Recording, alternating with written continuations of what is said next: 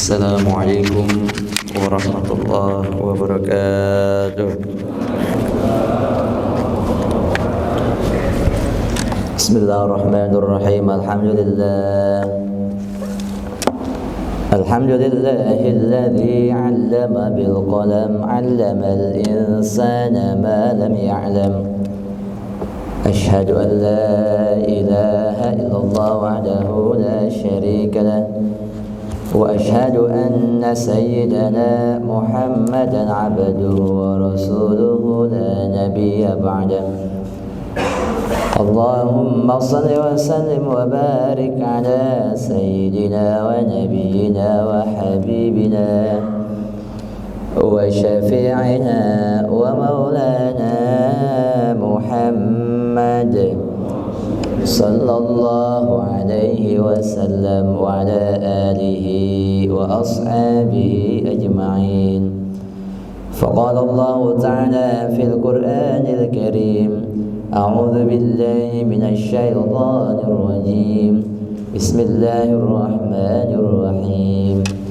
يرفع الله الذين آمنوا منكم والذين أوتوا العلم درجات. Al-mukarramun wal muhtaramun, para guru, para muallimin, para sesepuh, para orang tua, wabil khusus guru kita Al-Mukarram Al-Ustadz Ar-Rafi'i, Al-Mukarram Al-Ustadz Ar-Rahili, Al-Mukarram Al-Ustadz Asmullah, Ketua DKM Al-Mukarram Al-Ustadz Bahrul Ulum, dan seluruh para asatidzah lainnya, para bapak, para ibu, yang mudah-mudahan kita semua pada subuh pada pagi hari ini tentunya kita berdoa kepada Allah Subhanahu wa taala, mudah-mudahan kita semua senantiasa Allah pelihara iman dan Islam kita, Allah berkahi rezeki kita, Allah berkahi usia kita, Allah berkahi pekerjaan kita, Allah berkahi rumah tangga kita, Allah berkahi kampung halaman kita, Allah berkahi masjid kita, Allah jadikan anak-anak kita anak yang soleh dan soleha, Allah kabulkan apa yang menjadi niatan hajat kita, Allah jauhkan diri kita dari wabah penyakit dan hal-hal yang Allah berkahi. Yang mudah-mudahan kita semua juga yang hadir di tempat ini mudah-mudahan mendapat limpahan barakah, hidayah, taufik, inayah serta ridha dari Allah Subhanahu wa taala. Amin ya rabbal alamin. Alhamdulillah wa syukurillah, kita berjumpa kembali, dan ini adalah kali pertama terutama di subuh yang sebelumnya dulu sejak guru kita Al-Maghfurullah Al-Walid Ayahanda Abuya pernah saya membadalkan dulu memang waktunya pada saat itu ba'da maghrib tetapi kendala ketika memang pengajian ba'da maghrib ini terutama dalam perjalanan, sehingga kemudian nggak pernah ngepas itu hitungannya gitu, sampai akhirnya kemudian ditambah lagi memang Abuya sakit, kemudian ditambah lagi corona covid yang membuat kegiatan pengajian menjadi vakum, terutama yang diasuh sebelumnya oleh guru kita Al-Maghfurullah Abuya Syekh Haji Nurul Anwar. Dan alhamdulillah kita dipertemukan kembali yang mudah-mudahan terus bisa istiqomah sampai nanti sampai yaumul qiyamah. Andaikan kita sudah tidak ada usia, dilanjutkan oleh generasi-generasi penerusnya yang tentunya silaturahmi ini yang sudah dibangun oleh para orang-orang tua kita, oleh guru-guru kita, terus bisa nyambung sampai yaumul qiyamah. Amin ya rabbal alamin. Dan tepat 2 pekan yang lalu ya di hari Sabtu tanggal 25 Rajab. Sekedar menginformasikan bahwa 25 Rajab ini adalah tanggal daripada wafatnya kita punya guru, yaitu Al-Maghfurlah wal Mujahid fi Sabilillah, pahlawan nasional Asy-Syaikh Kiai Haji Nur Ali. Jadi guru kita wafat itu, tanggal wafatnya adalah tanggal 25 Rajab, yang wafat pada 31 tahun yang lalu. Itulah kemudian kenapa di lingkungan Yayasan At-Taqwa Pusat kemudian pelaksanaan Isra dan Mi'rajnya Nabi besar Muhammad SAW itu diadakan setiap tanggal 25 Rajab. Yang kadang-kadang waktunya ya kalau di hari aktif pastinya bukan tanggal merah.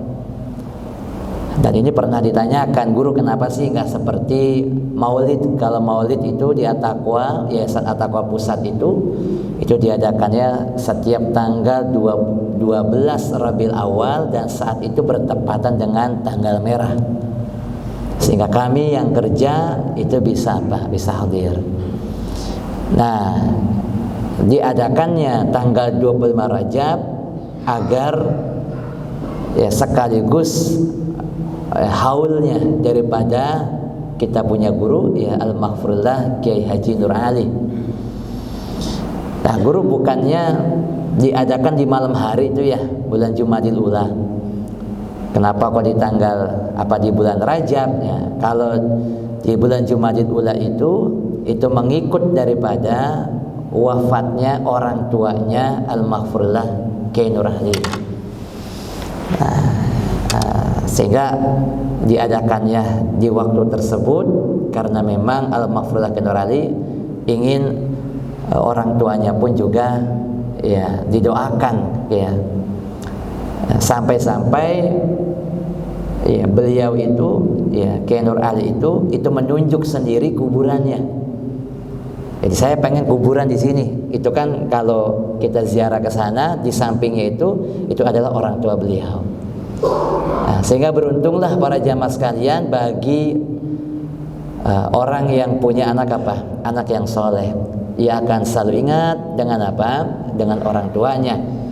Itulah yang diinginkan oleh Al-Maghfurlah Kiai Nur Ali. Ya, bukan hanya dirinya barangkali yang mendapatkan kiriman doa, tetapi juga beliau punya beliau punya ya orang tua. Nah, kemudian para jamaah sekalian, ya di 25 Rajab ada peristiwa Isra dan Mi'rajnya Nabi besar Muhammad ya sallallahu alaihi wasallam. Nah, sebagaimana yang kita tahu bahwa Isra dan Mi'raj ini adalah mukjizat terbesar kedua. Ya, Nabi besar Muhammad sallallahu alaihi wasallam yang kemudian oleh terbesarnya adalah ya perintah salat 5 waktu. Apakah ya sebelum Isra dan Mi'raj itu ada salat atau tidak? Ada salat. Sudah ada salat, tetapi belum 5 waktu. Peristiwa Isra Mi'raj ini terjadi pada tahun 12 kenabian. Nabi diangkat menjadi Rasul di usia 40. Berarti 12 kenabian Nabi berusia 52 tahun. Yang kemudian 1 tahun berikutnya di usia 53 tahun Nabi hijrah. Artinya Nabi beserta umatnya Nabi ya, melaksanakan salat 5 waktu terlebih dahulu ketika pada saat itu berada di mana? Ya, di Mekkah. Ya, sebelum hijrah ke Madinah. Tapi sebelum itu sudah ada. Kapan salat itu ada? Sejak Nabi mendapatkan perintah atau wahyu yang pertama, atau Nabi diangkat menjadi menjadi Rasul. Nabi sudah diajarkan wudu, Nabi sudah diajarkan salat, tetapi salatnya pada saat itu baru 2 waktu. 1 waktu ya di siang hari, 1 waktu di malam hari dengan perbedaan pendapat. Ada yang mengatakan salat zuhur, ada yang mengatakan salat asar, ada yang mengatakan malamnya salat maghrib, ada yang mengatakan salat isya. Nah, kemudian para jamaah sekalian, ya, setelah bulan Rajab ini bulan Sya'ban, yang tentunya apa sih sebenarnya yang kita inginkan, ya, ketika kita berada di bulan Rajab, ketika kita berada di bulan Sya'ban, yang kita inginkan adalah sehat dan umur panjang. Kenapa demikian? Karena ada satu bulan yang kita tunggu-tunggu, yaitu bulan suci apa? Ramadan. Karena tidak sedikit ya di antara jamaah, di antara kaum muslimin yang kemudian menunggu Ramadan, mendekati Ramadan dia apa? Dia wafat. Ya, satu hari sebelum Ramadan, ya Allah apa? Allah wafatkan dirinya. Padahal kepengen banget berjumpa dengan bulan suci apa? Dengan bulan suci Ramadan. Itulah kenapa kemudian guru-guru kita mengajarkan kepada kita, ya, doa Allahumma barik lana fi Rajab wa Sya'ban wa ballighna ya Ramadan. Ya, baca doa ini kapanpun kita punya waktu, baik itu ba'da shalah, setelah kita ngaji, ataupun kapan-kapan kita punya apa? Punya waktu, boleh dibaca ya doa ini. Ya, bahkan mau disalawatin juga boleh. Allahumma barik lana fi Rajab wa Sya'ban wa ballighna Ramadan. Allahumma barik lana fi Rajab wa Sya'ban wa ballighna Ramadan. Sama-sama. Allahumma barik lana fi Rajab wa Sya'ban wa ballighna Ramadan. Allahumma barik lana fi Rajab wa Sya'ban wa ballighna Ramadan. Sekali lagi, Allahumma barik lana fi Rajab wa Sya'ban wa ballighna Allahumma barik lana fi Rajab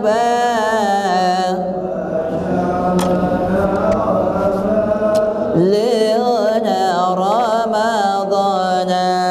Ya, mudah-mudahan kita semua diberkahi, ya, terutama sekarang ya sudah masuk bulan Sya'ban. Allah sehatkan badan kita, Allah pertemukan usia kita, Allah sampaikan usia kita untuk bisa bertemu dengan bulan suci Ramadan. Saya mau nanya, ini jamaah pada sehat semua ini? Ini Ramadannya layu banget ini. Ya Allah Pak, ya, tapi alhamdulillah ya, ini ya meskipun ada yang pakai masker ya, mau yang pakai masker, mau yang kagak, mudah-mudahan saya ya sehat ya. Meskipun di berita juga sedang rame-ramenya corona ya. Ya, meskipun berita corona sekarang sudah mulai tenggelam ketika ada invasi ada perang antara Rusia dengan Ukraina.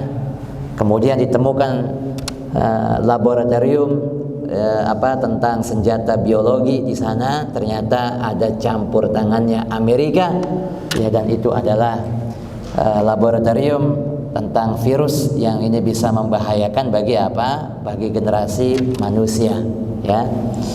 Apapun bentuknya, apapun wabahnya, nama penyakitnya, kita minta kepada Allah mudah-mudahan kita semua terhindar dan dalam keadaan sehat ya. Ya, ini kan sekarang ada virus corona ya. Coba deh pikir-pikir deh. Saya kadang lagi mikir, kenapa ini virus datangnya selalu menjelang bulan apa? Bulan Ramadan ya, datang bulan Ramadan. Sekarang kan ibunya nih Omikron. Dan pada sekitar 3 minggu yang lalu ternyata Omikron ini, corona ini sudah melahirkan anak. lahirnya di Amerika, nama anaknya Son of Omicron. Dia udah sempat-sempatnya punya apa nih? Sempat saja punya anak. Ini kalau dia udah punya anak, tahun depan bisa jadi dia ngunduh mantu ini. Ya, dia ngunduh apa? Ya, ngunduh mantu. Ya Allah, siapa mantunya ini? Kalau udah ngunduh mantu, dia bakal punya apa? Punya cucu. Siapa yang menjadi cucunya? Beberapa hari yang lalu, ya sekitar 3 atau 4 hari yang lalu, saya dapat berita lagi bahwa ternyata sekarang ada lagi varian baru lagi, namanya Omicron siluman. Ada lagi nih, namanya Omicron apa? Ya Allah, Omicron siluman. Saya lagi mikirnya kalau ada Omicron siluman, siap-siap bakal ada Omicron cabai-cabian. Siap-siap ini. Ya Allah ya, apapun bentuknya. Di Turki rame, ya rame Omicron. Tapi kemudian ada orang Indonesia yang ke sana, ternyata di sana sudah menganggap biasa. Bahkan malam Rabu yang kemarin saya ada acara di Cikarang, kemudian ada salah satu direktur Indofood, ya dia ini bertugas di Saudi, cuma lagi pulang. Ada acara di sana Maulid, dia ikut. Saya ngobrol, saya tanya bagaimana kabar Saudi. Ya, alhamdulillah Pak Ustadz, ya di sana sholat jamaahnya udah rapet. Jadi yang tanda apa namanya, yang pemisah jarak itu sudah apa? Sudah diangkat. Umroh juga sudah mulai banyak. Kemudian juga KJRI ya yang bertugas untuk mengurus haji sudah mulai bersiap-siap sambil menunggu keputusan resmi ya dari Saudi dan juga menunggu keputusan resmi dari menteri apa? Menteri Agama. Jadi sudah mulai siap-siap. Kadang-kadang banyak yang nanya, Pak Ustadz, ya ini kapan haji? Jangan tanya saya, tanya Menteri Agama. Ya, meskipun sekarang Menteri Agama ya lagi apa nih? Ya lagi banyak dapat kritikan, terutama mengenai statementnya mengenai apa? Azan dan juga disamakan dengan anjing. Ini lagi rame ya. Ya biarinlah, itu urusan dia, begitu ya. Tapi yang ada kulihal para jamaah sekalian, yang jelas mudah-mudahan ini di Saudi sudah mulai normal. Kita pun juga berharap semakin normal. Kemudian juga bulan puasa juga bisa ibadah dengan apa? Dengan tenang. Dalam ayat Al-Qur'anul Karim, A'udzubillahi minasyaitonirrajim. Bismillahirrahmanirrahim. Ya ayyuhalladzina amanu, wahai orang-orang yang beriman, kutiba ay furida, diwajibkan, alaikum atasmu asyam, berpuasa. Ketika nanti sampai di bulan Ramadan, kita semua orang-orang yang beriman wajib berpuasa. Siapakah yang wajib berpuasa? Mereka yang muslim wajib puasa. Jangan hanya mengaku saya muslim tapi tidak apa? Tidak berpuasa. Ya, mereka yang berakal, mereka wajib puasa. Mereka yang baligh wajib puasa. Apakah yang belum baligh puasanya sah? Puasanya sah. Ya, dengan satu syarat, dia sudah mumayyiz.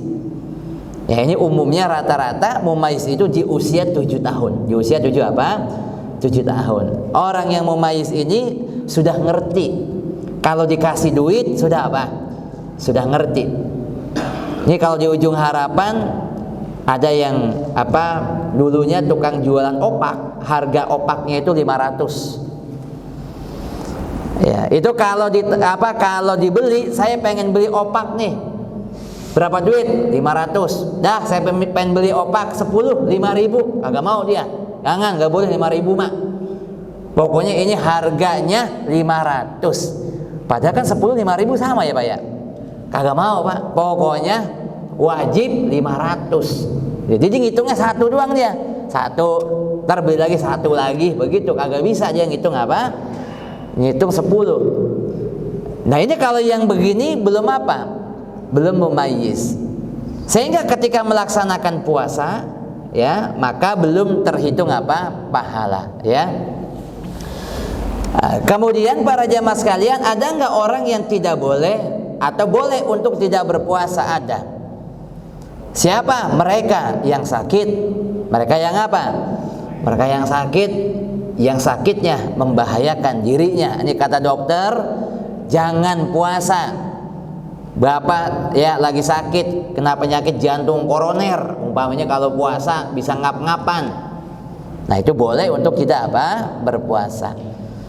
Atau sebab tua yang kemudian sudah tidak kuat lagi untuk untuk puasa. Ya. Atau barangkali bagi kaum ibu, sebab dia melahirkan, ya dia harus menyusui, berbahaya bagi ya bagi bayinya. Atau sebab dia hamil, kata dokternya jangan puasa, berbahaya bagi janinnya, maka boleh untuk kita puasa. Atau boleh lagi bagi mereka yang musafir, ya. Dan musafir ini adalah mereka yang mengadakan perjalanan tidak dalam keadaan maksiat. Jaraknya itu 85 sampai 90 km dalam pendapat ya banyak ulama. Meskipun nanti ada pendapat yang mengatakan 100 sampai 105 pun juga ada. Ya. Nah, syaratnya tadi bahwa perjalanan tersebut tidak boleh digunakan untuk maksiat. Contoh umpamanya jika ada orang, saya kepengen berangkat ya ke Semarang. Wow, Semarang sudah jauh ya, sudah 400 km. Boleh untuk ya berbuka puasa. Tetapi tujuannya bukan kebaikan.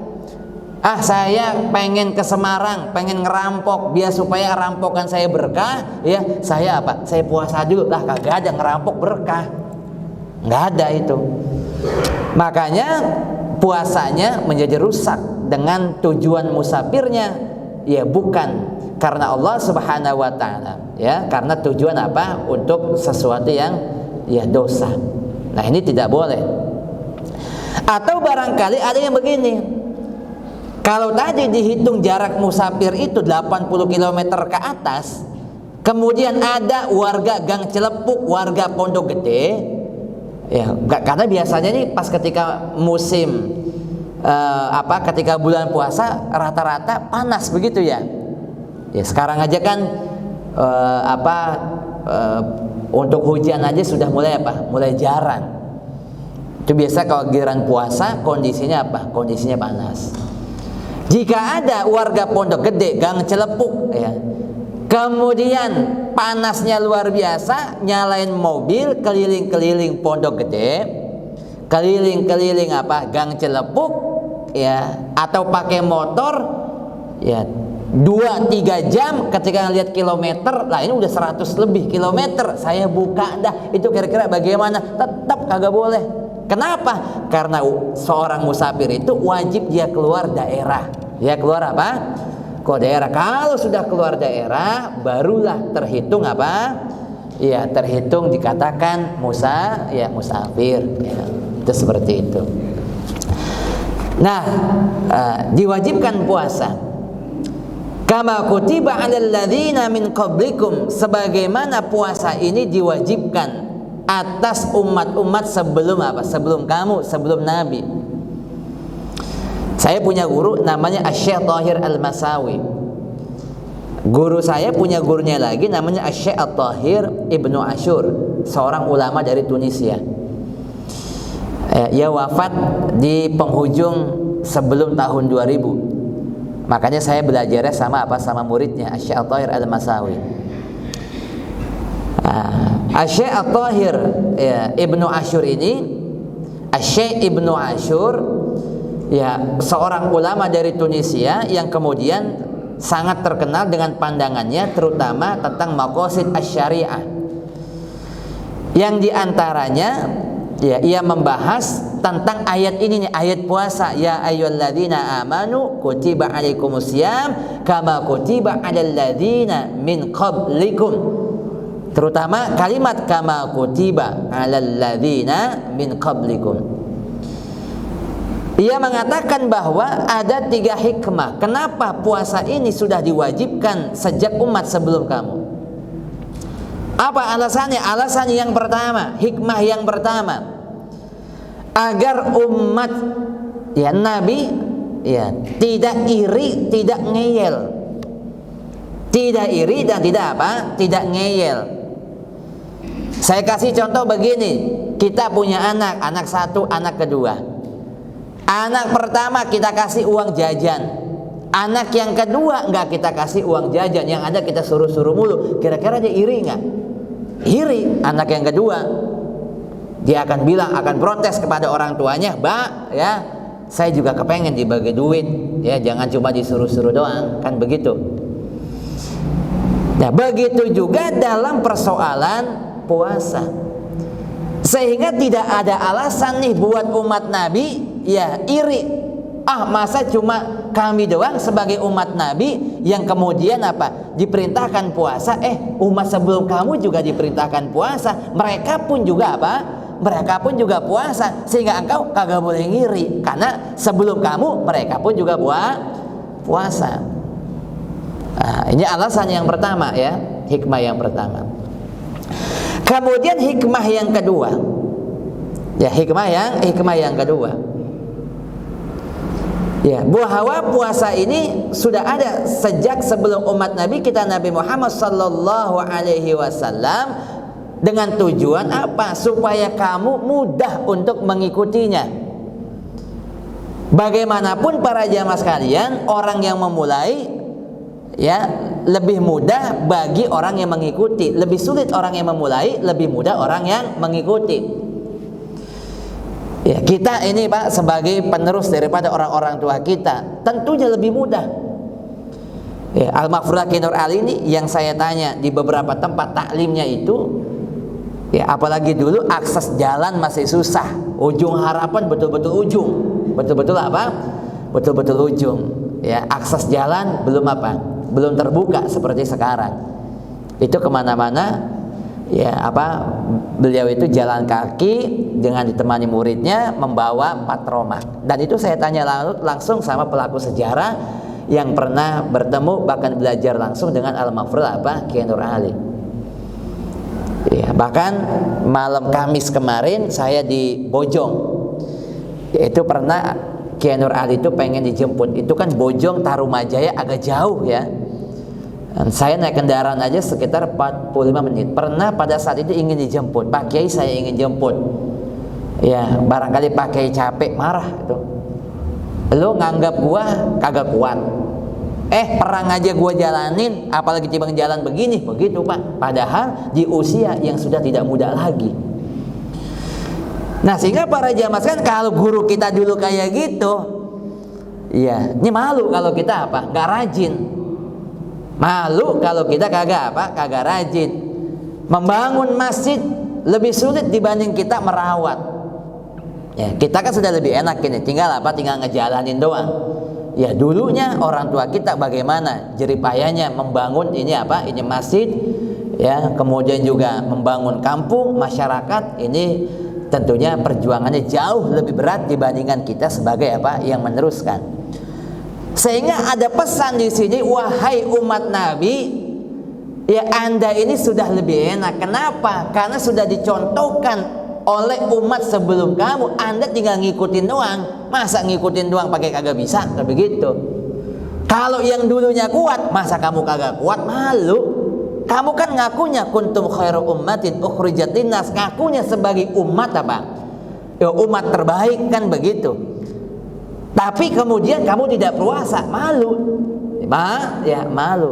Sehingga tidak ada alasan bagi kita, karena umat sebelum Nabi pun puasa, kita pun juga puasa. Kalau yang dulu mampu, sekarang pun wajib wajib mampu kan begitu.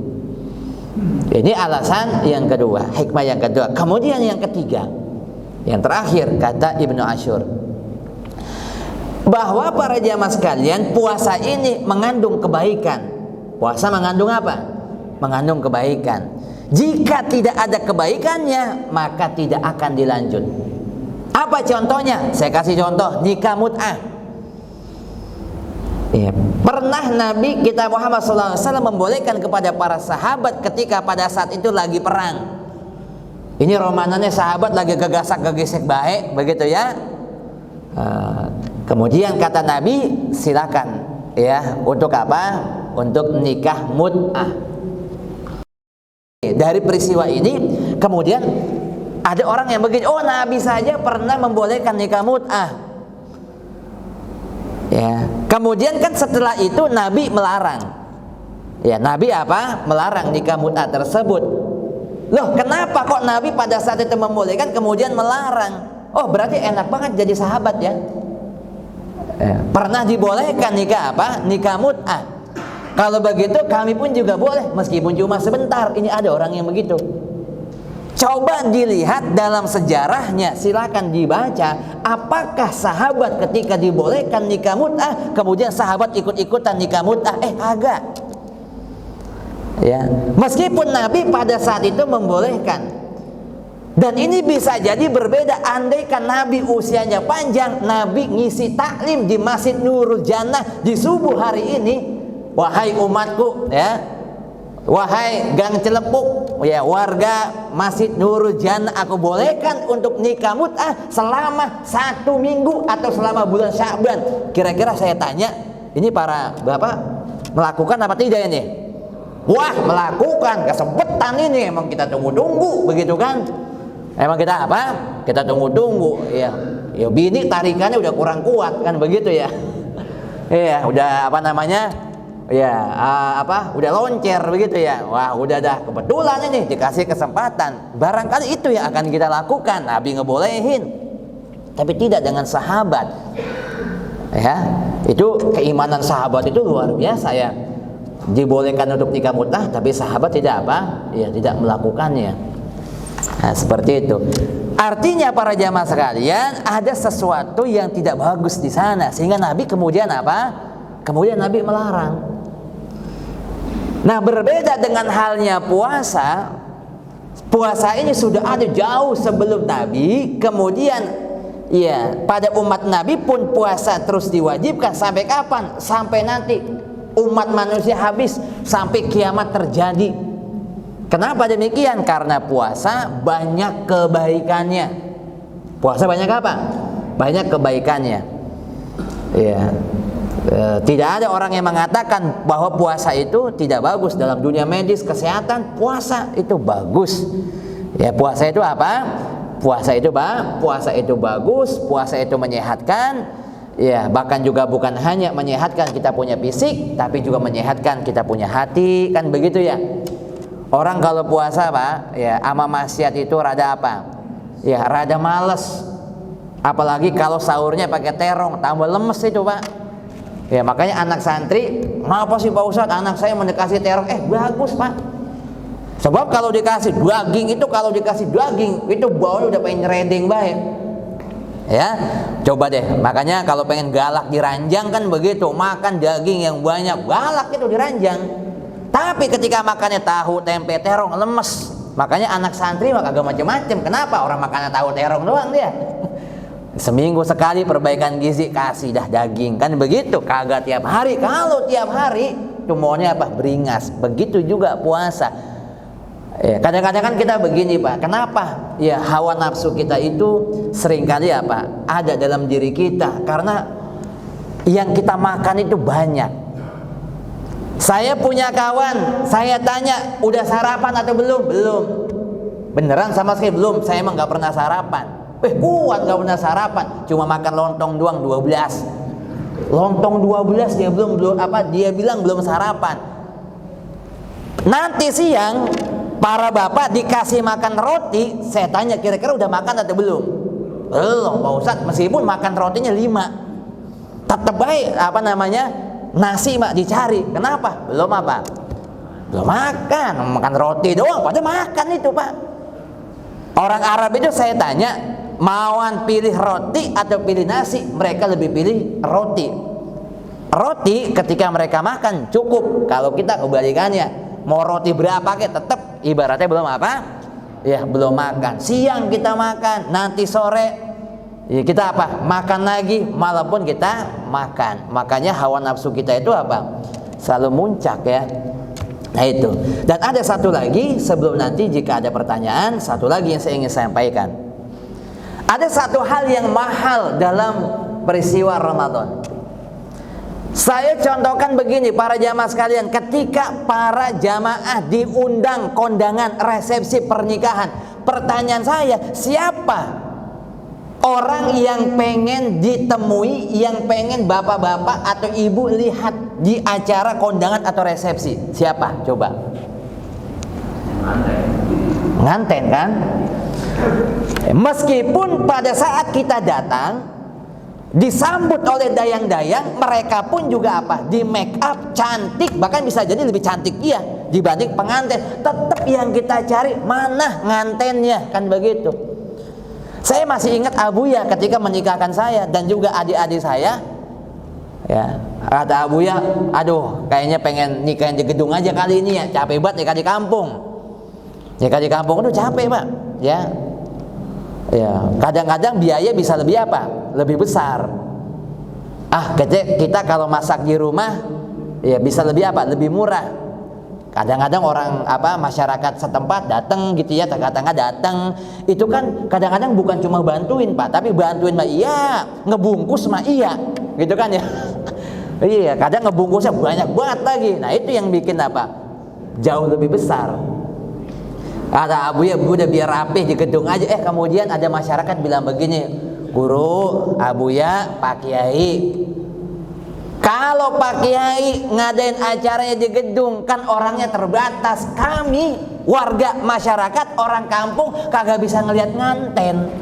Kami pengen banget ngelihat nganten. Makanya Abu dari anak pertama sampai anak keempat, ya, tinggal satu yang belum nikah ini, ya, itu semuanya di kampung. Kenapa? Berdasarkan usul masyarakat. Cuma satu alasannya, pengen lihat apa? Nganten.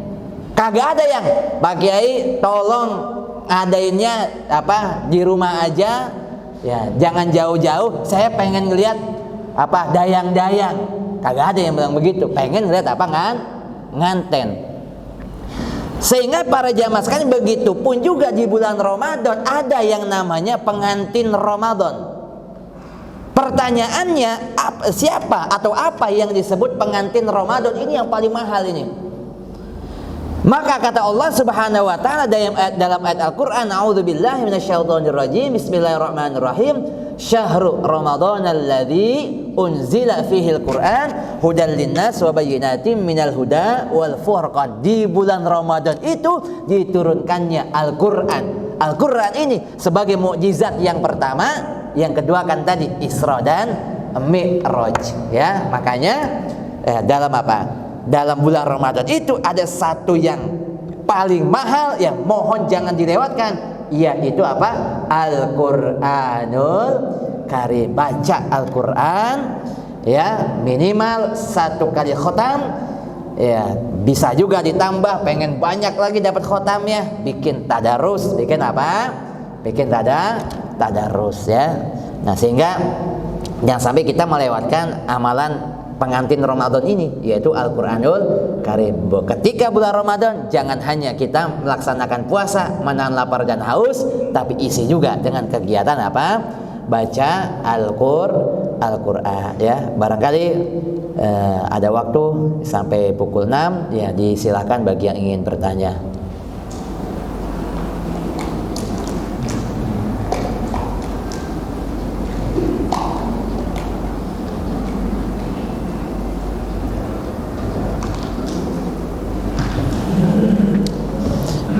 Baik, ya. Jika tidak saya lanjut sedikit, ya. Habis itu kita tutup. Baik, kemudian yang kedua, kalau tadi saya mengatakannya Al-Qur'an. Yang kedua apalagi Pak Ustadz, ada enggak? Jangan engkau lewatkan sholat tarawih. Karena sholat tarawih itu hanya terjadi di mana? Di bulan Ramadan. Jadi jangan coba-coba, Pak Ustadz, saya pengen sholat tarawih mulai ntar malam dah. Lah, kagak sah, Pak. Ya, kagak ada rumusannya. Sholat tarawih diadakan di bulan apa? Bulan Sya'ban. Nah, ini bisa kita baca dalam kitabnya Al-Fiqhul Islami wa Adillatu yang dikarang oleh Syekh Wahbah Zuhaili. Saking pentingnya sholat tarawih itu, saking mahalnya sholat tarawih itu, ia mengatakan, Wahbah Zuhaili mengatakan, jika ada sebuah masjid di sebuah kampung, masjidnya berdiri dengan tegak, kemudian tidak ada yang sholat tarawih, satu orang pun di masjid tersebut, maka satu kampung itu terkena dosa. Hati-hati, ya, jangan sampai ini masjid Masjid kosong. Ya, ini saya punya cerita. Ketika saat itu saya punya ibu atau istri dari Abuya, ya ibu saya sakit. Saya saat itu jagain piket jaga lah ya. Ketika subuh tiba, wah udah azan subuh nih. Di lingkungan rumah sakit ada masjidnya. Saya turun bergegas ke masjid. Sampai di masjid gelap. Ya, sampai di masjid gelap. Saya bilang perasaan tadi azan di sini, dan ini kenapa jadi gelap begini ya? Mati lampu kagak? Saya keluar, saya tanya satpam. Saya tanya, Mas, ini tadi perasaan azan subuh berasal dari masjid ya? Ini masjid kenapa gelap? Bener nggak? Betul Pak. Ya, memang di sini tadi azan subuh. Ini kenapa gelap begini? Karena di sini tugasnya muadzin azan doang. Habis itu udah dia pergi. Lah jangan begitu. Iyalah tugasnya azan doang. Makanya makruh hukumnya bagi muadzin dia nyelonong duluan. Nyelonong apa? Nyelonong duluan itu makruh hukumnya ya. Jadi dia ikut salat Ya salat jamaah, ya salat jamaah. Begitu, jangan cuma hayya 'alas shalah, marilah kita salat, dia sendiri kabur kagak salat, sabar geledek gitu ya. Jadi jangan sampai kayak begitu.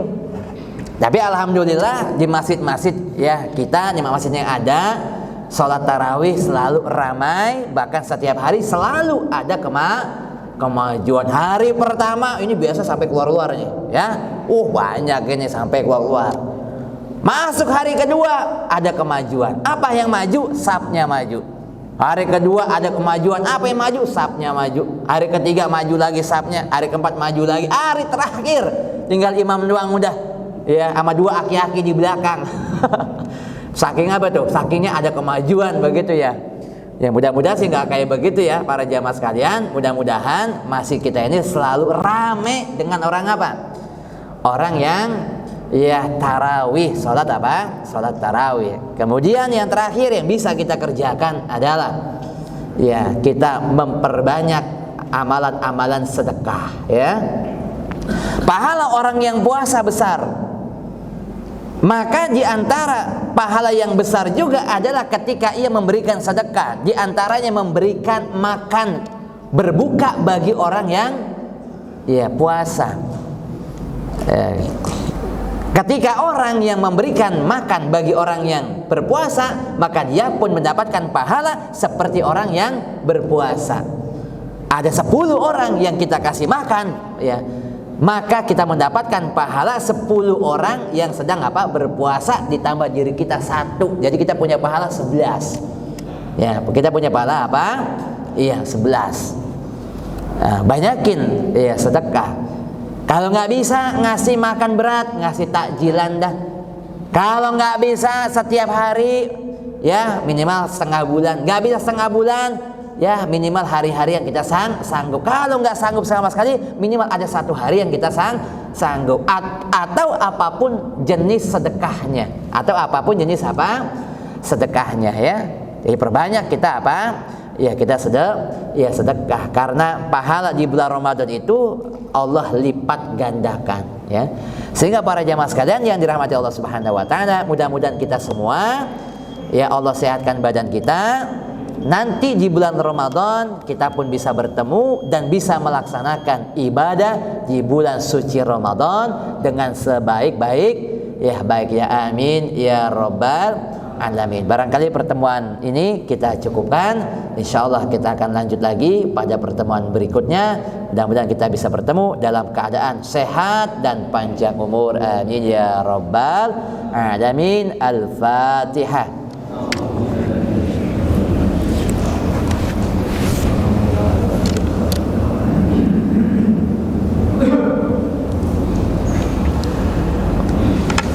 إلهي الكريم وأنت الكريم اللهم صل وسلم على سيدنا محمد في الأولين والآخرين وسلم وبارك وتعالى ساداتنا وصحابه سيدنا رسول الله أجمعين.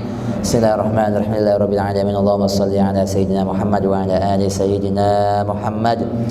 Ya Allahumma ij'alna wa auladana wa dhurriyyatana wa talamidana wa jama'atana min ahli al-ilmi wal khair wa la taj'alna wa iyyahum min ahli asy-syarri wad dhair. Allahumma inna nas'aluka ilman nafi'a wa amalan shalihan mutaqabbala wa rizqan halalan tayyiban wasi'an mubaraka. Allahumma inna na'udzubika min ilmin la yanfa' wa min qalbin la yakhsha wa min du'ain la yusma' wa min nafsin la tashba. Allahumma inna nas'aluka ridhaka wal jannah wa na'udzubika min sakhatika an-nar. Allahumma ij'al jam'ana hadha jam'an marhuma wa tafarraqana min ba'dihi tafarruqan ma'suma. Allahumma barik lana fi Rajab wa Sya'ban wa ballighna Ramadan wa sallallahu ala sayyidina Muhammad wa ala alihi wa sahbihi sallam walhamdulillahi rabbil alamin. Assalamualaikum warahmatullahi wabarakatuh.